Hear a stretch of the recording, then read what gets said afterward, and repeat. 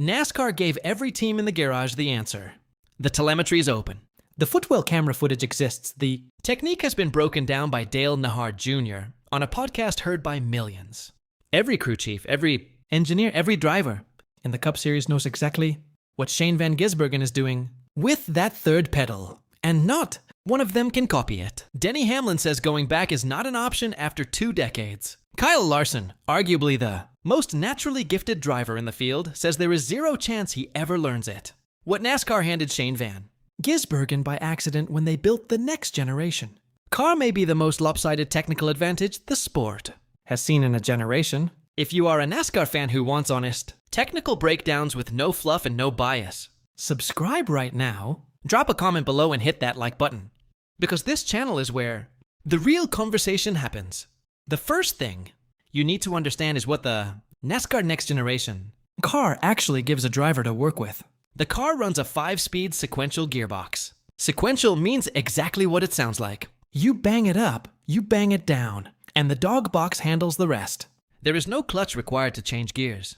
The clutch pedal exists in the car for 2 specific moments: pulling off pit road and the green flag start. After that, it is a footrest. Every American driver in the Cup field operates on the same 2-pedal system. Denny Hamlin, Kyle Larson, William Byron, Christopher Bell. Left foot on the brake. On what? Yo, Bristus, whoa. Right foot on the throttle. Clutch pedal completely ignored. Clean, efficient, and modern. That has been the NASCAR way since the next generation car debuted in 2022. Then Shane Van Gisbergen walked into Chicago in 2023. It was a debut. Race on a street course in pouring rain. And he won it. When the broadcast cut to the footwell camera inside his car, the American paddock collectively stopped, breathing, because Shane Van Gisbergen was not left foot braking. He was running a full heel and toe pedal.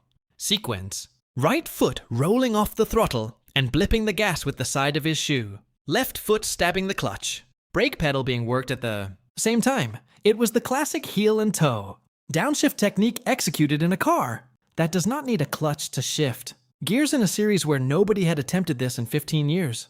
The garage had never seen anything like it. But here is the thing that most people still get wrong about what they were watching. Everyone assumed Shane Van Gisbergen was using the clutch to make his gear changes smoother. That is not what he was doing. He was using it for something else entirely.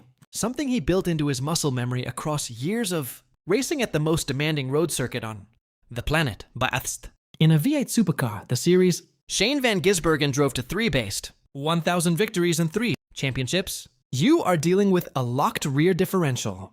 A locked differential means under heavy braking. The rear tires want to skip, hop, and lock up because they are physically tied together. Supercars drivers run an enormous amount of rear brake bias, far more than any NASCAR setup would ever tolerate, because that rear bias is what makes the car rotate into a corner. The mechanical problem that creates is severe. A locked rear axle under heavy, braking with that much rear bias, will break loose and try to take the car with it. The solution that every serious Supercars driver learns is to feather the clutch. You dip it in. You disconnect the engine from the rear wheels for a fraction of a second, right? At the apex of the braking zone, the rear stops fighting itself. Then, as you begin to turn in, the clutch comes back. Out and the drivetrain reload. The re-engagement of the engine to the axle actually pulls the nose of the car into the corner. That technique refined across years at Bathurst is exactly what Shane Van Gisbergen carried into the NASCAR garage. Now here is where it gets genuinely interesting. Shane Van Gisbergen himself told Dale Earnhardt Jr. on the Dale Jr. Download podcast that in the next generation car, the differential is open. Technically, the specific mechanical problem that made the clutch trick essential in supercars does not exist in the same form in the NASCAR car. He even said, "I don't think it is a big advantage." Of course, I'm going to say that, but it's all I've known. Classic Kiwi understatement. But watch the SMT telemetry, the open book data system that every team in the NASCAR garage has access to. He is still doing it every corner, every lap. The reason is that the micro disconnect of the clutch under braking, that fraction of a second where the engine is not fighting the rear axle, is allowing him to do something that nobody else in the field can replicate. He is protecting his rear tires at a level that the rest of the garage simply cannot match. Dale, Nahard Jr. broke this down in precise technical terms on his podcast.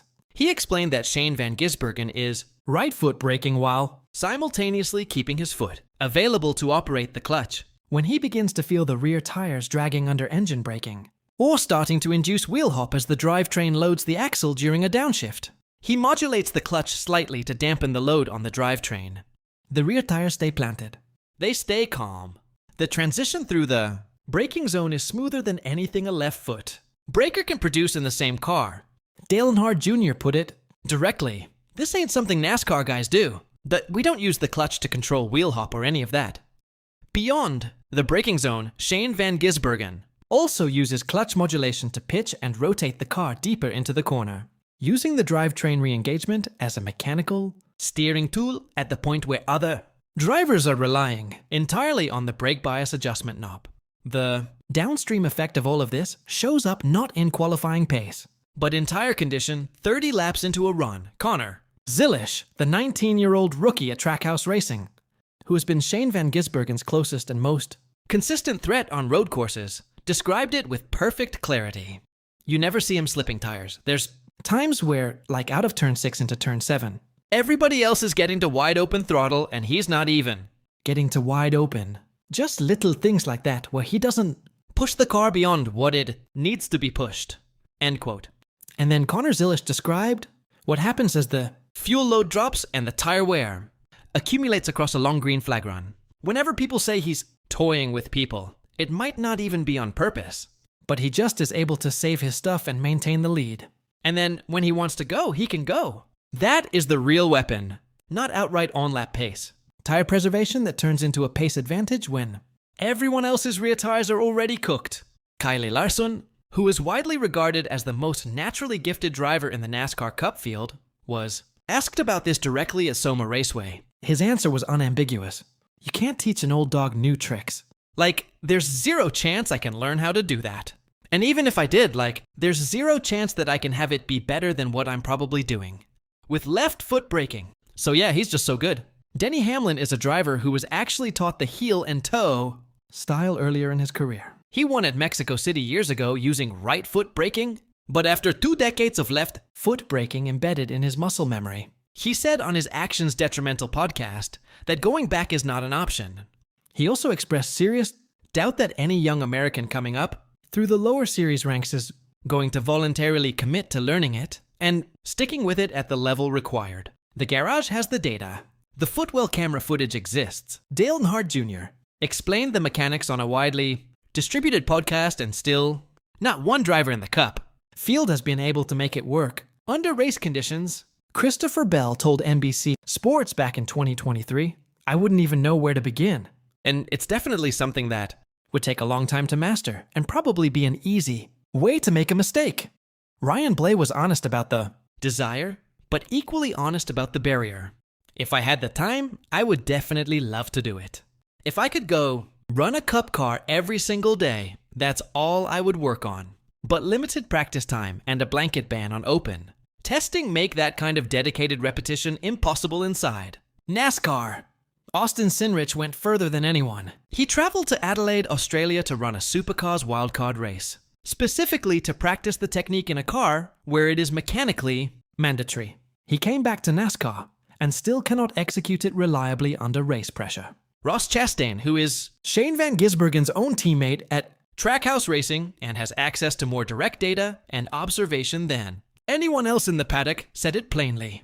"My feet are on the wrong pedals when I do it his way. I've learned my way, and at 33, it's tough. I can do it intentionally for a corner or 3, and then I get to the next corner, the next lap, and I go back to my way. It's just muscle memory." Dale Earnhardt Jr. summarized the entire situation with a line that should settle the debate. This is a technique that you need to be doing from the day that you start driving race cars. It is not a skill that can be retrofitted into a driver who has spent a decade or more building their braking technique in the opposite direction. The numbers that this advantage has produced are historically significant.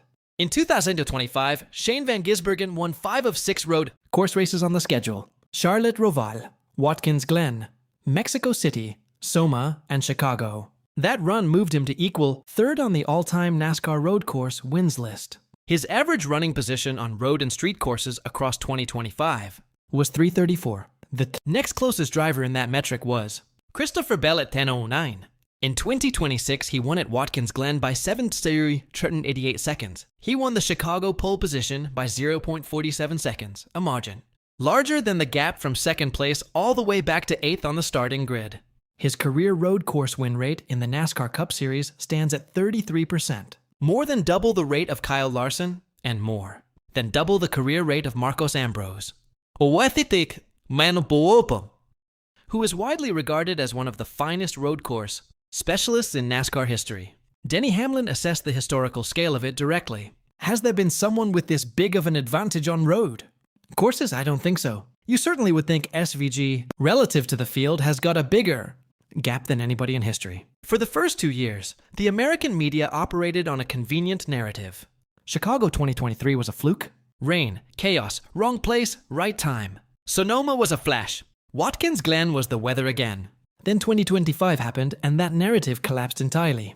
But the conversation that is not getting enough attention is what this technique could do on short ovals. Martinsville, Richmond, Phoenix in the playoff round. These are tracks where corner entry is the entire discipline, where tire management across a long green flag run separates the winner from the field, and where the driver who can rotate the car mechanically without overheating the right rear wins races. The Bathurst approach: protect the tires, rotate the car with the drivetrain, save the rear. Rubber and attack on the restart is not a road course skill exclusively. It is a racecraft skill, and it travels. Shane Van Gisbergen recorded his first top 10 finish on an oval at Kansas in 2025 and backed it up the following weekend with a roll win. In 2026, he finished 11th at both Phoenix and Martinsville, just outside the top 10, and the progression is measurable. Kyle Larson acknowledged it. If Shane Van Gisbergen figures out the ovals, the rest of the field has a serious problem. Which brings the conversation to the most significant undercurrent running through the NASCAR Cup garage right now. Behind closed doors, there are conversations happening about whether Shane Van Gisbergen's clutch usage on the next generation car is technically within the spirit of the rulebook. The clutch pedal in this generation of car was never designed to function as a performance tool. It was engineered to launch the car off pit road and then sit dormant. Could NASCAR mandate clutch pedal lockouts after launch? A measure that some sports car series have already implemented. It sounds extreme, but it has been whispered. And if Shane Van Gisbergen wins at Phoenix in the championship round using a technique that not one other driver in the field can replicate, the political pressure to intervene and level the playing field will be significant. What the sport is watching right now is a 36-year-old from Auckland, a 3-time based 1,000 winner and 3-time Supercars champion, walking into the most American motorsport on the planet and rewriting the technique manual one corner at a time. He drives the number 97 Chevrolet. For Trackhouse Racing, he says people are overthinking it. He is lying politely the way Kiwis do. Joey Logano cannot copy him. Austin Cindric flew to another continent and came back unable to copy him. Ross Chastain's own feet will not cooperate. Denny Hamlin does not believe any young American coming through the ranks is going to bother learning it. Shane Van Gisbergen has for the foreseeable future an advantage that NASCAR handed him by accident the day they built a next-generation car with a clutch pedal that nobody else in the garage knows how to use. If you think Shane Van Gisbergen wins on a proper oval this year, not a roval, a real oval, Phoenix, Martinsville, Richmond, drop a Kiwi in the comments and tell us which track it happens on. Subscribe to stay in the loop because next week we are breaking down the one corner at Soma, where Shane Van Gisbergen's data shows he is losing 210 to Connor Zilisch, and what that means for the 2026 title fight.